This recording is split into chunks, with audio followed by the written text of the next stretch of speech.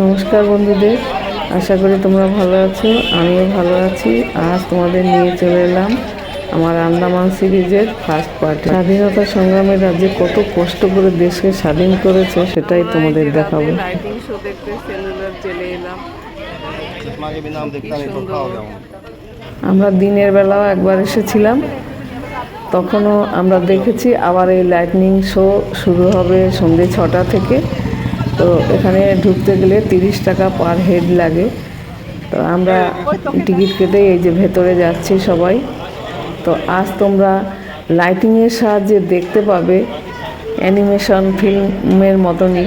তো যে স্বাধীনতা সংগ্রামীরা কত ফাইট করে নিজের জীবনকে বলিদান দিয়ে আমাদের দেশকে স্বাধীন করেছে, সেটাই আজ তোমরা দেখতে পাবে। এগুলো এত দর্দনাক কাহিনী যে বলে বোঝানো যাবে না। তো তোমরা দেখতে থাকো। এই দেখো সবাই বসে গেছে সিট নিয়ে, আমাদেরও সিট রিজার্ভ করা আছে। আমরা সেখানে গিয়ে বসছি। আর একটা লাইটিংয়ের সাহায্যে এই যে সেলুলার জেল দেখা যাচ্ছে। তো আমরা বসে গেছি, এবার সেই কাহিনী শুরু হবে। তো তোমরা দেখতে থাকো। আমি তোমাদের আগে থেকে বলছি না, তোমরা দেখতে থাকো। অনেক কষ্ট করে এই স্বাধীনতা এসেছে সেটা দেখে বুঝলাম। আর আমরা এখন আরামে ঘুরছি। এই যে শুরু হলো, দেখো তোমরা। कोई माता की उम्मीदों पे न डाले पानी,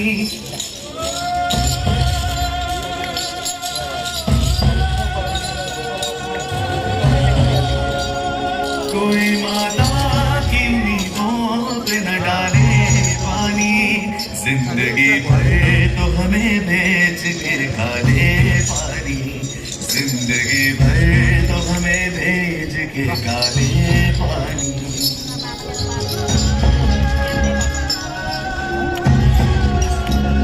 आसमां क्या यही बाकी था गजब ढाने को, लाके गुर्बत में रखा है हमें तड़पाने को।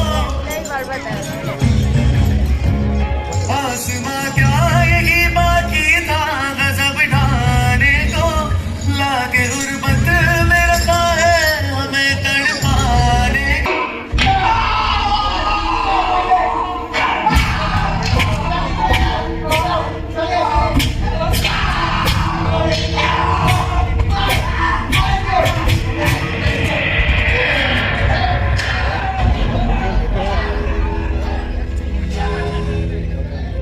अब भी मौजूद है जुल्मों की निशानी लोगों, दरो दीवार पे लिखी है कहानी लोगों। कहां से शुरू करूं ये कहानी? जुल्म सितम की ये दास्तां, आजादी के परवानों की वीरता और त्याग की गाथा। मैं जो एक रूह हूं, आत्मा हूं, उन तमाम लोगों की जिन्होंने अपने खून पसीने से, अपने बलिदान से, जान की कुर्बानियों से इस मिट्टी के जर्रे जर्रे को आजादी का तीरथ बना दिया। मैं गवाह हूं उस जुल्म का जो यहां आदम के बेटों ने आदम के बेटों पर बेरहमी से ढाया। सदियों से मैं इसी जगह मौजूद हूं। मेरे सीने में दफन है वो सारी कहानियां जिन्होंने इन हरे भरे खूबसूरत टापुओं को वो खौफनाक नाम दिया, काला पानी।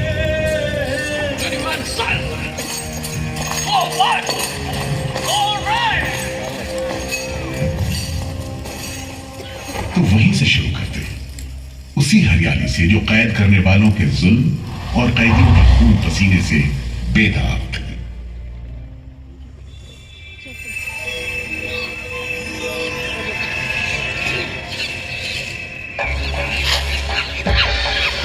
कहते हैं अंडमान द्वीप समूह का नाम रामायण के प्रतापी वानर देवता अंडमान यानी हनुमान के नाम पर रखा गया। पुराने जमाने से यह कहानी चली आती है कि जब राम ने लंका पर चढ़ाई करने की योजना बनाई थी तो पहले इन्हीं टापुओं से धावा मारने की सोची थी, लेकिन बाद में इरादा बदलकर धनुष कोटि से हमला किया।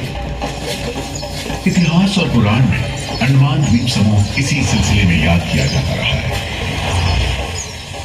और 2वीं शताब्दी के रोमन भूगोल शास्त्री टॉलमी ने इन टापुओं को दुनिया के पहले नक्शे में जगह दी और नाम रखा एक्डेमॉन, एक ग्रीक गॉड एगेमेम्नॉन के नाम पर, जो भाग्य का प्रतीक है। इन टापुओं की तरफ लोगों का आना शुरू हुआ। धर्म प्रचारक, लुटेरे, बागी, मल्ला, किस्मत आजमाने को निकले जहाजी, हर तरह के लोग यहां आते रहे। 18वीं सदी के अंत में ईस्ट इंडिया कंपनी ने इन टापुओं पर एक बस्ती कायम करने की कोशिश की और यहां लेफ्टिनेंट आर्चिबाल्ड ब्लेयर को भेजा, मगर ये कोशिश नाकाम रही और अगले 60-70 बरस तक किसी ने इन टापुओं की सुध नहीं ली।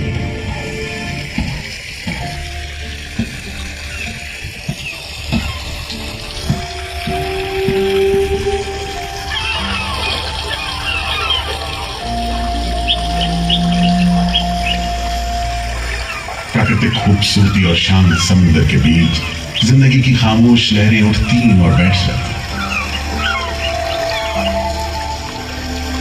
उगते सूरज के साथ पक्षी जागते और डूबते सूरज के साथ इन टापुओं पर जिंदगी सुकून से सो जाती। कि तभी भारत का पहला स्वाधीनता संग्राम यानी 1857 की आजादी की लड़ाई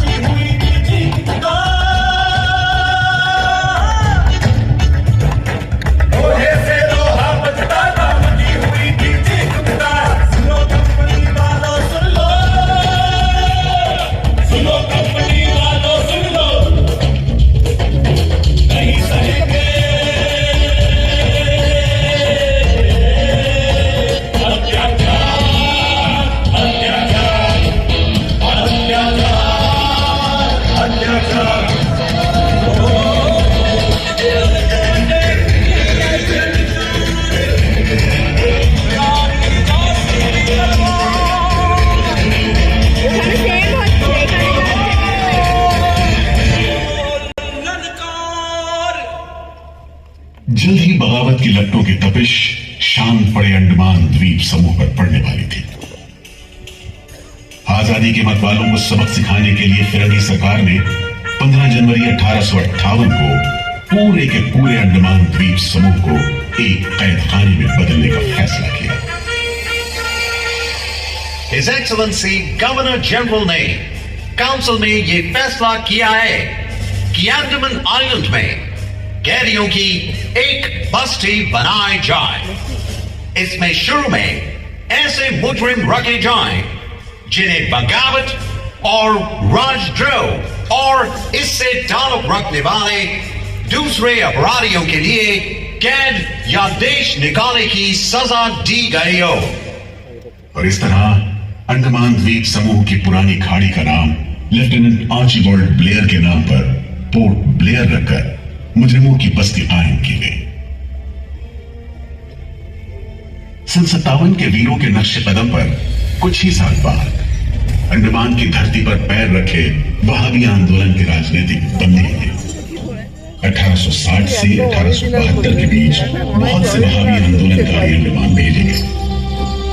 सरहदी सूबे का रहने वाला एक पठान शेर अली आफरीदी भी अंडमान में उस समय उम्र कैद की सजा काट रहा था और अंग्रेजों से बदला लेने के लिए मौके की तलाश में था।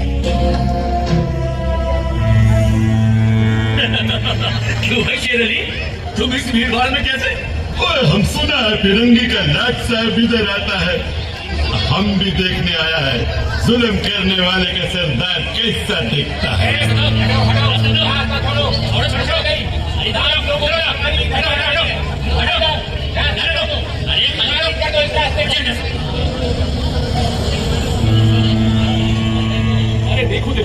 जनाब साहब, अमरीश बहादुर आ गए। मिस्टर बेल, मैं सोचता हूँ कि इस खूबसूरती के बीच रहने के लिए प्रिजनर होना भी मैं एक्सेप्ट कर लेता।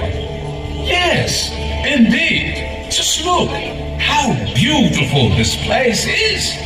ये प्रिजनर लोग इस खूबसूरती को नहीं देखते, वरना इस टापू को प्रिजन नहीं स्वर्ग समझते।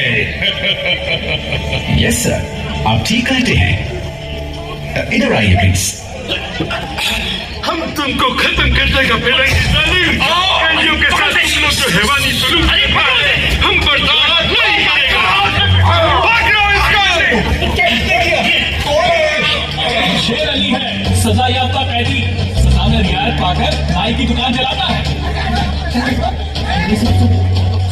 जैसा कि होना था, शेर अली को फांसी हो गई।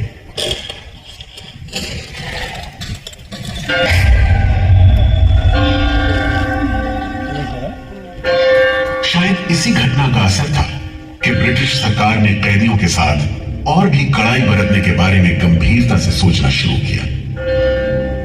नतीजे के तौर पर सन 1896 में पोर्ट ब्लेयर की खौफनाक सेलुलर जेल का काम चीफ कमिश्नर केविन और इंजीनियर मैकविन की निगरानी में शुरू हुआ। यूरेनस मक्विन, आपकी जांच पूरी हो गई? यस सर, हमने पूरा टापू का मुआयना कर लिया है। तो आपके हिसाब से जेल कहाँ बनेगी? मेरा राय में जेल इसी जगह बने तो अच्छा रहेगा सर। इस पहाड़ी पर? यस सर, हम इस पहाड़ी को ईस्ट का तरफ ऊपर से खींच कर समुद्र से 60 फीट की ऊंचाई पर मैदान बना देगा। इससे दो फायदा होगा, जेल के लिए जगह निकलेगा और पहाड़ी काटने से जो मिट्टी निकलेगा उससे हम नीचे का दलदल को भरकर ऑफिसर्स के लिए टेनिस एंड क्रिकेट खेलने का मैदान, इवन जिमखाना क्लब भी बना सकता सर। तय हुआ कि 5 लाख रुपए की लागत से पोर्ट ब्लेयर की इस पहाड़ी पर जेल बनेगा। फॉरेन कारीगरों के अलावा 600 कैदियों को काम पर लगा दिया गया। इस जेल में एक वक्त में 700 कैदियों को बंद रखा जा सकता है।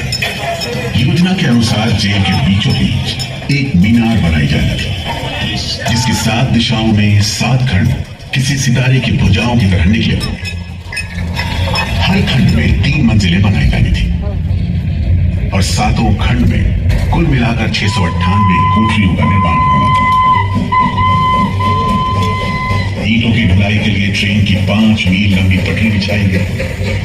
इमारत बनाने के लिए ढेर सारे सामान बर्मा से मंगवाए गए। जेल को बनाने में कोई 3 करोड़ ईंटें इस्तेमाल की गई। इंसानी खून पसीने की तो कोई गिनती ही नहीं।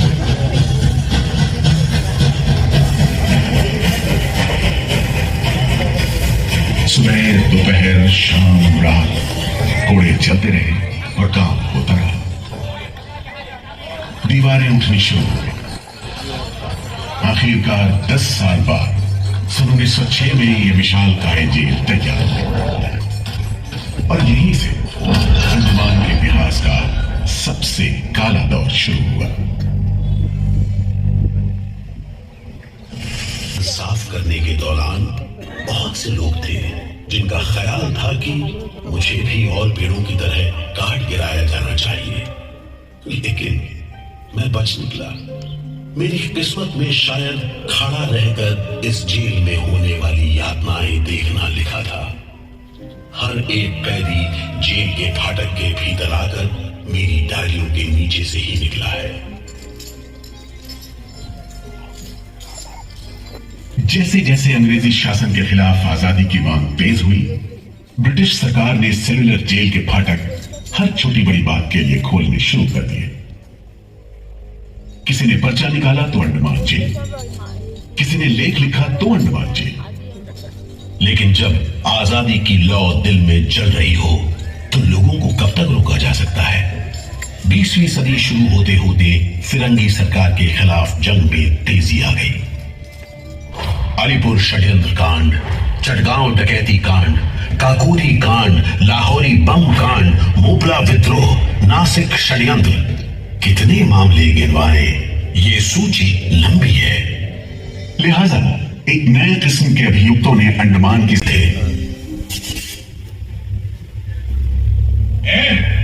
इंदु भूषण, सुधीर, हेमचंद, तुम लोग इधर चलो, नारियल के बोरे उठाओ। हर बोरे में है 25 सेब नारियल। इन्हें पहुंचाओ तीसरी मंजिल पर। शाम तक हर आदमी को 30 पाउंड तेल निकालना है, समझे? हम इतना तेल कैसे निकालेंगे? वो मशीनें तो हाथ से चलानी पड़ती है। जबान मत लड़ाओ बदमाश। जो हाथ पंप पिस्तौल चलाते हैं वो मशीन नहीं चला सकते। चलो जल्दी करो, भाग कर जाओ, काम करो।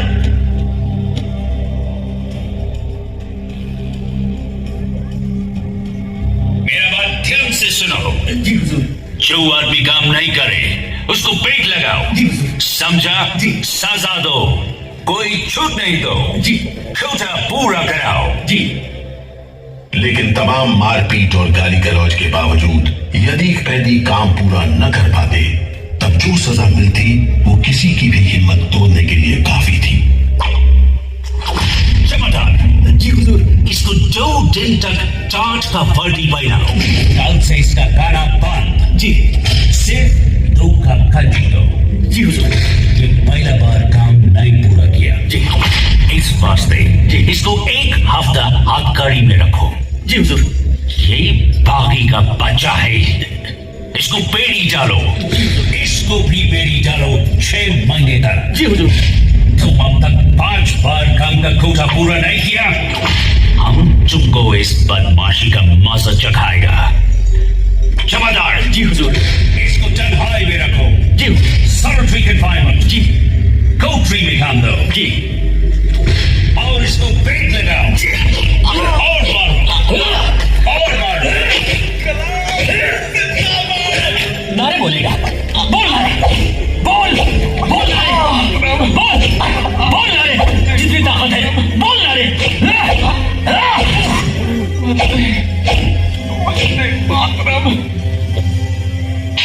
उल्हासकर दत्त ने इस सारी तकलीफ की दिल को छू देने वाली तस्वीर खींची है। हमारे गांव में तेल के लिए कोयलों में बैल जोते जाते हैं। वो भी दिन में 10 से 12 सेर से ज्यादा तेल नहीं निकाल पाते। जेल में मुझे 2 और कैदियों के साथ बैल की जगह जोत दिया जाता था और हमें शाम तक 1 मन नारियल का तेल निकालने का काम सौंपा जाता। जमादार हमें दौड़ने पर मजबूर करते और रफ्तार धीमी होने पर कोड़े मारते। हर रोज न जाने हम कितनी बार लड़खड़ाते, गिरते और मार खाते, और ये सिलसिला निरंतर चलता रहा। हुजूर, ये काम करने से इनकार करता है। क्यों काम नहीं करेगा? जैसा बर्ताव ये जमादार करते हैं उसमें मैं काम नहीं करूंगा। मारपीट और सजा का नतीजा ये हुआ कि उल्हासकर ने 7 दिन के बाद खाना पीना और बात करना भी बंद कर दिया। वार्डनों का ख्याल था कि उल्हासकर पागल होते जा रहे हैं, लेकिन जेलर बेरी ने इसे नाटक बताते हुए उल्हासकर को बिजली के झटके लगाने का हुक्म दिया, जिसके बाद उल्हासकर 3 दिन और 3 रात बेहोश रहे। उसके बाद कहीं जाकर डॉक्टर को बुलाया गया। सुनो मिस्टर उल्हासकर, हम जानते हैं तुम अपने मुल्क का आजादी के वास्ते ये करता। हम तुम्हारा काम को ठीक नहीं समझता, लेकिन तुम अभी जवान है।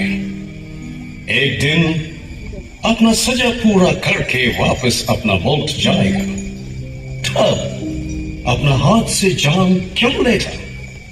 क्या तुम डरपोक है? हम अपना सीनियर ऑफिसर का हुक्म नहीं बदल सकता, लेकिन तुम चाहेगा तो हम तुमको मेंटल हॉस्पिटल में भर्ती करा देगा। ठीक है, इन जानवरों के बीच रहने से पागलों के बीच रहना बेहतर होगा। उल्हासकर की सारी तकलीफ का जेलर डेविड बेरी पर कोई असर नहीं हुआ। उल्लासकर के जाने के बाद बेरी ने वीर सावरकर को चिढ़ाते हुए पूछा, क्यों सावरकर, तुम भी पागलपन का बहाना करेगा क्या? तुम्हारे बाद मिस्टर बेरी। अच्छा। हाँ, जिस तरह के अत्याचार तुम कर रहे हो उनसे कोई भी आदमी पागल हो सकता है। रहने दो ये सब बात सावरकर, तुम अच्छी तरह जानता है उल्लासकर पागल नहीं है, बहाना करता है। मिस्टर बेरी, अगर तुम सोचते हो कि उल्लास बहाना कर रहा था तब तुम पहले ही पागल हो चुके हो। ये सब अत्याचार बंद करो वरना हमारे पास स्ट्राइक के अलावा कोई रास्ता नहीं बचेगा। छूट नहीं, रियायत नहीं, छूट नहीं, रियायत नहीं। हमारी मांगें पूरी करो, पूरी करो। इनकलाब जिंदाबाद, इनकलाब जिंदाबाद। बंदियों को छोड़ दो, बंदियों को छोड़ दो। और इस तरह कैदियों ने अपना आखिरी हथियार इस्तेमाल करना शुरू किया। हड़तालों का एक लंबा सिलसिला चल पड़ा, मगर ऐसे मामलों से जेल कुल मिलाकर सेलुलर जेल के कैदी तकलीफ और बदसलूकी के बीच अपने दिन गुजारते रहे। मगर एक सुख का स्मरण ना करना नाइंसाफी होगी। वो सुख था बुलबुलों की चहक, उनका मधुर स्वर, उनके झुंड कल कल करते नारियल के टुकड़ों पर टूट पड़ते। हम मर सकते हैं पर चुप कर नहीं रह सकते। हमें ऑर्डर मिला है तुम्हें दूध पिलाने का। चलो जमादार, पकड़ो इसे।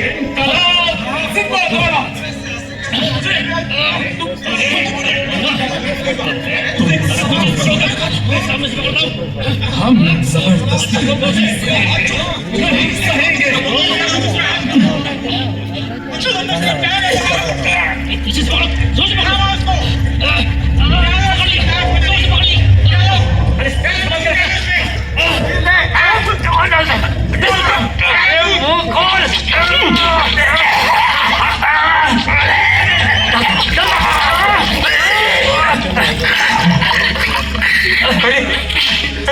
ये क्या हो गया? ये क्या हो गया? अरे क्या करें? अरे इसकी तो आंखें उलट गई। अरे इसकी तो आंखें उलट गई है। अब क्या करें? लगता है दूध इसके फेफड़ों में चला गया है। क्या हो? नली निकालो, जल्दी करो, जल्दी। इसकी तो सांस बंद हो गई। अब क्या होगा? होगा क्या? लाश को गुपचुप ठिकाने लगा दो, किसी को कानो कान खबर ना हो। मैं तो कहता हूँ साहब, इसकी लाश को बोरे में डालकर पत्थर से बांधकर समंदर में बहा दीजिए। किस्सा खत्म। चलो फिर ऐसा ही करो, झटपट ले जाओ उसे, झटपट ले जाओ। लेकिन ये खबर छिपी नहीं रह सकी। जब लोगों को पता चला तो देश भर में विरोध की भीषण लहर फैल गई। छोड़ दो, बंदियों को छोड़ दो। और फिर 45 दिन बाद 26 जून 1933 को जेल अधिकारियों ने हथियार डाल दिए। लेकिन देश अभी भी गुलामी की जंजीरों में जकड़ा हुआ था। इन्हीं हालात में सन 1937 के संवैधानिक सुधार लागू किए गए और कांग्रेस ने अनेक प्रांतों में मंत्रिमंडल कायम किए। स्वाधीनता की तरफ बढ़ते कदमों में तेजी लाने के लिए अंडमान के सेलुलर जेल के बंदियों ने भी आवाज बुलंद की। बंदियों की रिहाई, स्वदेश वापसी और राजनीतिक बंदियों के लिए बेहतर सुविधाएं हासिल करने की मांग को लेकर 24 जुलाई 1937 को सेलुलर जेल के कैदियों ने सामूहिक अनशन शुरू किया।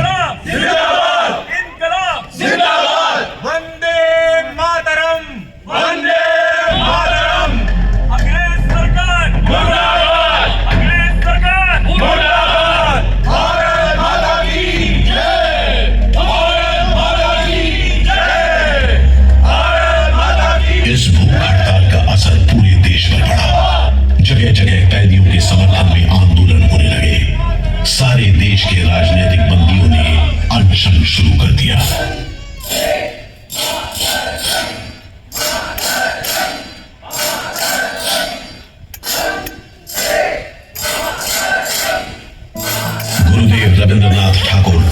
कांग्रेस की कार्यकारिणी की तरफ से जवाहरलाल नेहरू ने कैदियों से भूख हड़ताल समाप्त करने की अपील की और 28 अगस्त 1937 को गांधी जी ने सेलुलर जेल के बंदियों को तार से संदेश भेजा। मैं गुरुदेव रविंद्रनाथ टैगोर और वर्किंग कमेटी की राय में अपनी अपील भी जोड़ना चाहता हूं। आप सब हड़ताल वापस ले लें और हम पर भरोसा रखें। हम आपको राहत दिलाने के लिए पूरी कोशिश कर रहे हैं। कैदियों पर गांधी जी की इस अपील का बहुत असर पड़ा। सभी कैदियों ने आपस में सलाह करने के बाद जवाब दिया। देशव्यापी अपील और आपके संदेश ने हमारे दिलों को छू लिया है। हम इस भरोसे पर भूख हड़ताल मुलतवी कर रहे हैं कि सारे देश ने हमारी मांगों और हमारे उद्देश्य को अपना बना लिया है। वंदे मातरम। 36 दिन के संघर्ष के बाद एक बार फिर बंदियों की जीत हुई।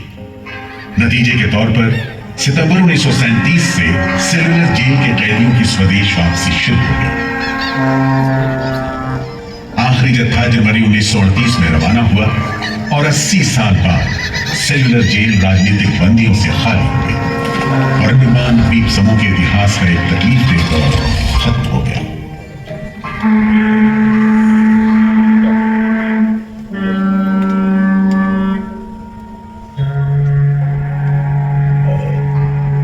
मगर एक और जालिम दौर शुरू होने वाला था। 1939 में दूसरा विश्व युद्ध शुरू हुआ और 1942 में जापानियों ने अंडमान पर कब्जा कर लिया।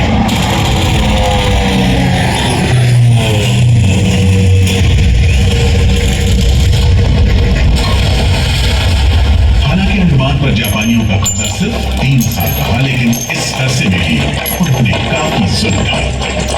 हर आदमी उनकी नजर में अंग्रेजों का जासूस था। हर रोज खेतों से दूर दराज के गांव देहात से दसियों लोग पकड़े जाते और मौत के दिए जाते।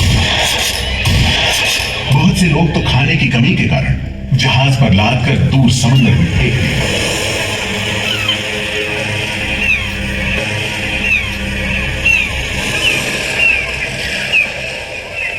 इसी दौरान नेताजी सुभाष चंद्र बोस अंडमान आए और जेल का मुआयना भी किया, मगर जापानी उन्हें जेल के उन हिस्सों में नहीं ले गए जहां वो सैकड़ों कैदियों को जासूस करार देकर तकलीफें पहुंचाते थे। अपनी छोटी सी अंडमान यात्रा के दौरान नेताजी ने तिरंगा भी फहराया।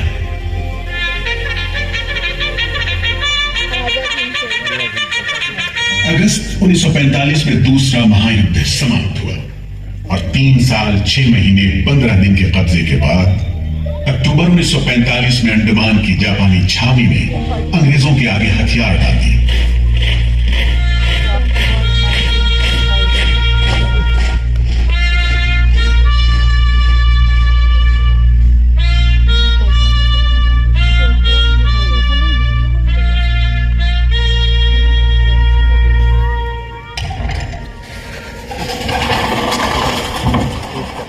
सेलुलर जेल के फाटक एक बार फिर खुले और कैदियों को रिहा कर दिया गया। इसके बाद 2 साल के अंदर भारत में ब्रिटिश सरकार का शासन खत्म हो गया। अंडमान द्वीप समूह अब काला पानी के खौफनाक नाम से नहीं जाना जाता, लेकिन ये सारी तकलीफें जो आजादी के प्रेमियों ने यहां झेली, वो सारी कुर्बानियां जो देशभक्त वीरों ने यहां दी, आज भी देशवासियों के दिलो दिमाग पर छपी हुई है। इसीलिए अंडमान के भूतपूर्व राजनीतिक बंदियों के भातृत्व मंडल की इच्छा को स्वीकार करते हुए भारत सरकार ने 30 अप्रैल 1969 को घोषणा की कि सेलुलर जेल को राष्ट्रीय स्मारक के रूप में सुरक्षित रखा जाएगा। भारत की आजादी के दीवानों ने जो अमानवीय यातनाएं इस कारागार में सही, ताकि भारतवर्ष आजादी की उन्मुक्त हवाओं में सांस ले सके, उन बलिदानों को आने वाली पीढ़ियां भूल नहीं पाएंगी।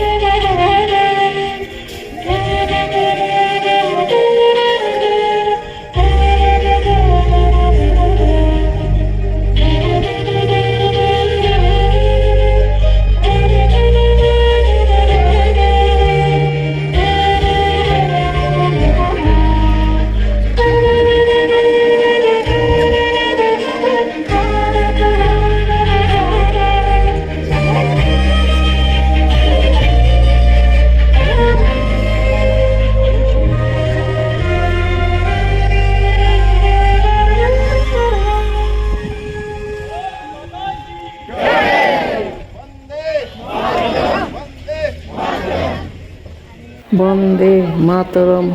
অনেক বলিদানের মাধ্যমে আমাদের দেশ স্বাধীন হয়েছে। আমরা স্বাধীনভাবে জীবনযাপন করছি। এই সমস্ত স্বাধীনতা সংগ্রামীদের আমার সহস্র কোটি প্রণাম। ভালো থাকবেন সবাই। কেমন লাগলো বলবেন।